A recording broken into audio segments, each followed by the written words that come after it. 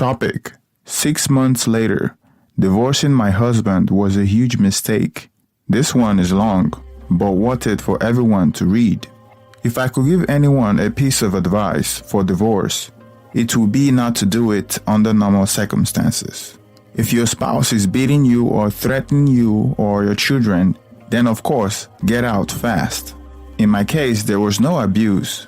We were together for 8 years that were mostly good, and we have 4 kids. Right after 5 years, I got a promotion at work, and I got it in my head that my husband was dragging me down, or at least holding me back from more success and a better life.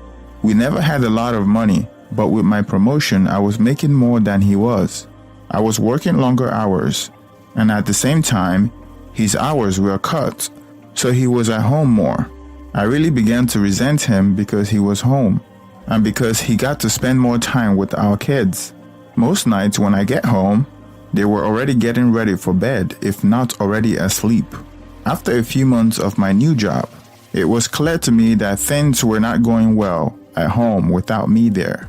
Some nights the dishes weren't done when I get home, or the kids haven't eaten, or whatever things I could think of to be mad at him about. It really didn't matter. He kept saying that he would try harder, but it was hard being home all the time. That always made me really mad. The next couple of years, things kept getting worse. My hours weren't getting any shorter, and his were on and off full-time. There was no convenient time for him to be working full-time because of my hours, but we also needed the money. Whenever he would tell me that he would get extra hours, I would always complain. And the less hours he worked, the more I complained that he wasn't bringing in enough money. Whenever he brought up the contradiction, I would tell him that he needed to figure it out. I knew it would bother him, so I started saying that a lot and for everything that I could. I really started resenting him, and I pulled away from him. I knew that it was hurting him, but I didn't care. If he didn't want to be hurt, then he would at least try to make me happy. I used that same thing to justify when I started talking to another guy at work. I thought he was just a friend, but talking at work turned into texting at home, and then pictures and videos, and then trying to sneak some alone time with him.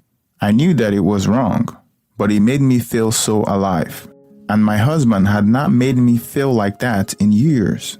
I was tired of being unhappy, and I was doing this for me. The worst was the night I came home at a reasonable time and found that he had cleaned the whole house, cooked the whole family dinner, and picked out a movie for us to watch together. This would have made me swoon a couple of years earlier. But that night, I couldn't even look at him and pretended to be sick. I spent the rest of the night in bed while he waited for me and checked on me and even made me different food and brought it to me in bed. It made me feel terrible. And then it made me feel angry that he made me feel that way. And by the end of the night, I was texting with the other guy. Over the next month or two from that night, it didn't matter what he did. He was wrong for just breathing most days. He would get so upset at how I was treating him, and I would just wait and egg on him into losing it because I know it would happen eventually. After most of the fight, he would apologize for whatever I told him he did wrong, if there was even something, but I never did. I would usually find a way to make him feel even worse. I knew that I was right because he was wrong, and that was all that mattered to me. I didn't even pretended that I cared when he found out about my relationship with the guy from work. It really destroyed me inside to see him holding back tears. But I wasn't going to let him see that. He was at his weakest, and that was when I chose to tell him that I wanted a divorce. I could almost hear his heart shatter inside his chest. He talked and fought and said we could work things through together. I wasn't really interested in fixing our marriage, but I mostly ended things with the other guy, but only because I knew that I could get it back if I wanted it. I could see that he was trying, and occasionally I would let him know. But for most part, I kept being a huge B to him for any and all reason that I could think of. I'm not sure how much the man could have done to make me happy, besides finding a job that paid enough for me not to work at all. He said that he was looking, but looking and finding are two different things. It was around this time that I discovered this group and a few others.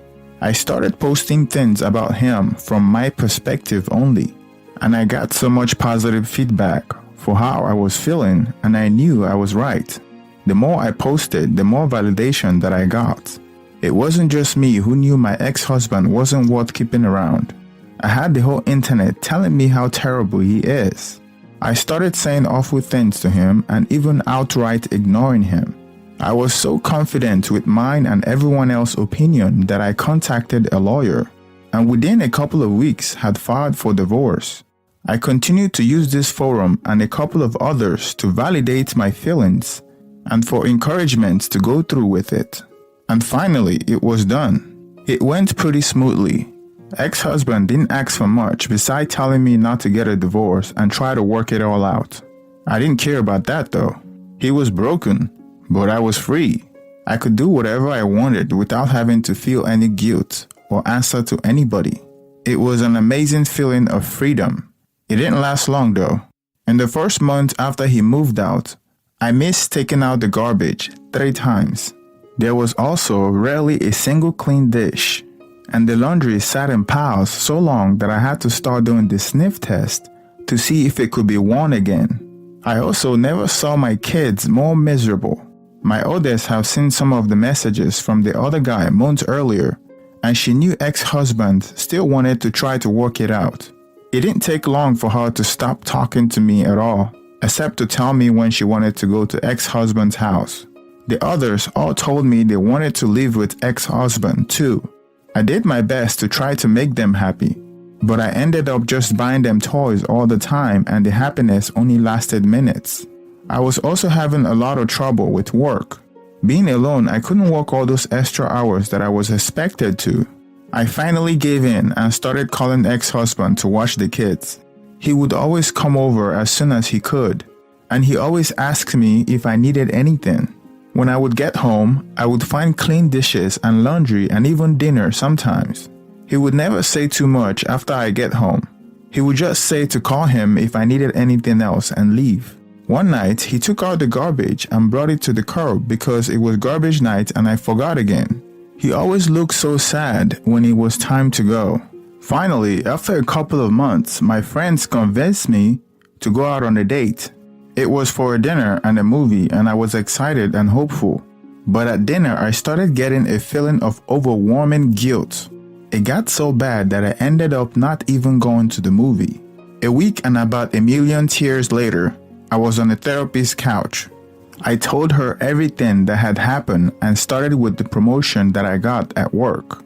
She did not agree with me or with any of the encouragement to divorce that I got. I ended up in her office 2 and sometimes 3 times a week, and the more that I talked to prove that I was right, the more that I started to see how wrong I was. It was truly heartbreaking.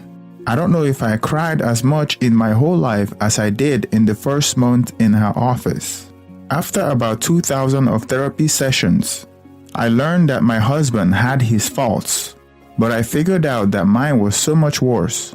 I did so many awful things and said many awful things that I wouldn't want to be with me, but he did. I still remember him asking me in the meeting with the lawyer to please not go through with it. I did go through with it though, and then later bragged on here how great it felt. It was so wrong, and now I can see it. A couple of weeks ago, I went outside with him when he was leaving the house. I asked him about getting back together. When he looked at me, his eyes was full of tears, and a couple went down his cheeks. He told me that he didn't know if he could. He said that the pain that I've put him through was so much that if we get back together, that I may just turn around and do it to him again. He said that he always thought I would realize how much he loved me and stop, up until I signed the divorce papers and let out a big over-exaggerated sigh of relief. He said that hurt him more than anything else, and he doesn't know if he can ever trust me again. I don't blame him. I destroyed a man who, looking back, was a great husband. I deprived my kids of having a great father in the house with them, and I took his kids away from him. And me, the one who pushed for divorce, expecting happiness and a life of freedom, spends all my free time sitting at home or sitting at a therapist's couch. Please don't just take the advice of anyone on this forum or any other about getting a divorce. If your marriage is bad, look at yourself first and see if you can make changes. This is an advice for both men and women. Getting a divorce is not fun. Being divorced is not fun. And seeing your husband broken and your children never happy because of your action is the most painful experience that I can imagine. I wish all of you well and hope that you will give your marriage a second chance.